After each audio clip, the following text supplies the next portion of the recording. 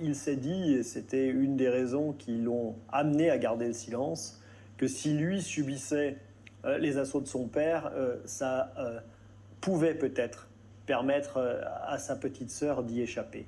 Et donc, il a préféré se sacrifier lui pour préserver sa petite sœur. C'était en tout cas ce qu'il avait en tête, et c'est ce qui démontre qu'on a vraiment affaire avec Théo, à un garçon exceptionnel. Un des drames de ce dossier, c'est que Théo pensait qu'il avait peut-être pu épargner sa sœur par son sacrifice, et puis il découvre que sa sœur, elle aussi, a été victime.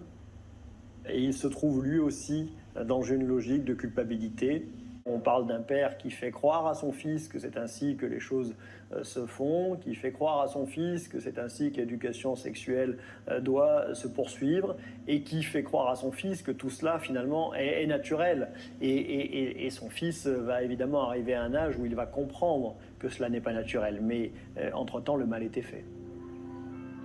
C'est vrai que cette manipulation, on l'a aussi constaté en entendant les mamans des victimes, les différentes compagnes qui ont jalonné sa vie.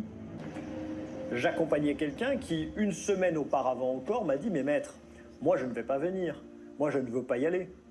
Et quand je lui ai dit que la justice avait besoin de sa présence, et que peut-être lui, certainement lui, avait aussi besoin pour sa vie future d'être là, il a fini par m'écouter, mais en me disant « Je vais venir, mais je ne dirai rien ».